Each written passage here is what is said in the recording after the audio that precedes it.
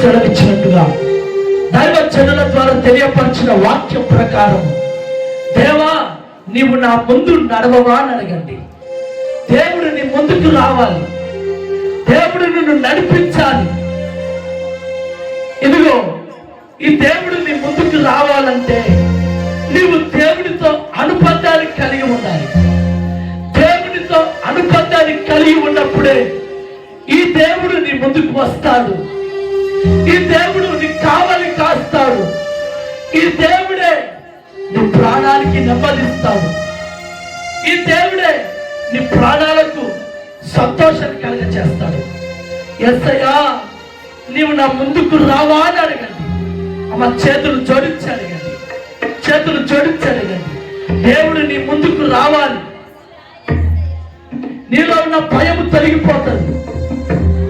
ఇదిగో యెహోషువ భయపడుతూ ఉన్నాడు, యెహోషువ దిగులు పడుతూ ఉన్నాడు, యెహోషువ ధైర్యము పొందుకోలేకపోతున్నాడు. అప్పుడు మోషే అంటున్నాడు, నీ ముందు నడిచేది యెహోవాయే. ఇదిగో ఈ సేవకుడనైన నేను నీతో మాట్లాడుతున్నాను. దేవుడు నీ ముందు నడవబోతున్నాడు, నీ హస్తాన్ని పట్టుకొని నడవబోతున్నాడు. ఎంతమంది కోరుకుంటారో కోరుకోండి. దేవా నీవు నా ముందు నడవవా అని అడగండి. ఈ 50 రోజుల ఉపవాస ప్రాంతంలో దైవ జనులు నీ ముందు ఉండాలి. నీకు ఆలోచన చెప్పడానికి ఉండడు, నేను సరిచేయడానికి దైవ జనులు ఉండడు. లోపల గదిలో కూర్చొని ప్రార్థిస్తుంటాడు. మీకు మీరే చెప్పుకునేటట్టుగా సరిచేసుకునేటట్టు కాదు, మీ మధ్యలో దేవుడు ఉండాలని కోరుకోండి. యేసయ్యా నీవు నా ముందు నడిచి మెట్టగా ఉన్న ప్రాంతాలను సరళం ఉంచి, అంధకారంలో ఉన్న నా కుటుంబాన్ని వెలుగులోకి తీసుకెళ్ళా.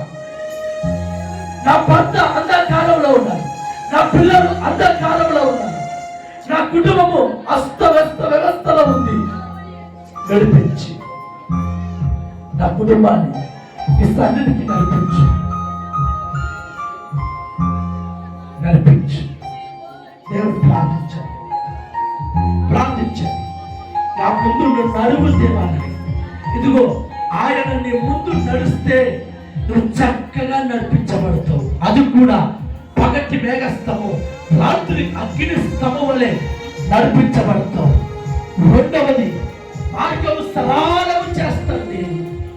మూడవది ఎంతమంది శత్రువులు నిన్ను కొట్టాలని, నీ పిల్లలను కొట్టాలని, నీ భర్తను అంతము చేయాలని, నీకు చాపుడకూడదు అని ఎన్ని రకాలుగా ప్లాన్ వేస్తారో వారి ఎదుటనే ప్రభు నేను హెచ్చించబోతున్నాను. అందుకే అడగండి. నాలుగవది ఆయన రాజ్యమునకు, ఆయన ఉన్న చోటికి దేవుడు నిన్ను రప్పించబోతున్నాడు. అందుకనే ఈ దేవదూతనికి ముందుగా ఉండాలి, ముందుగా ఉండాలి దేవుడి దూత. జలములలో పడి వెళ్ళినా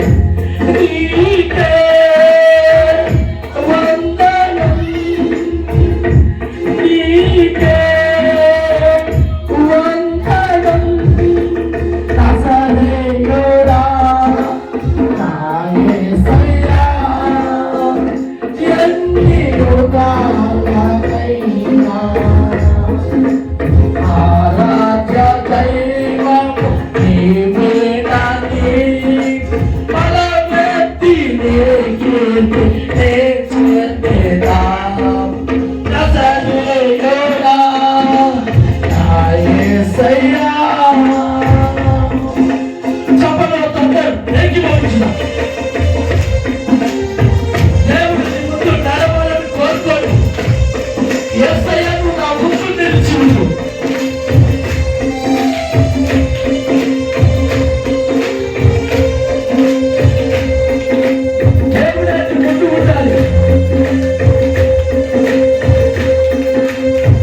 మీ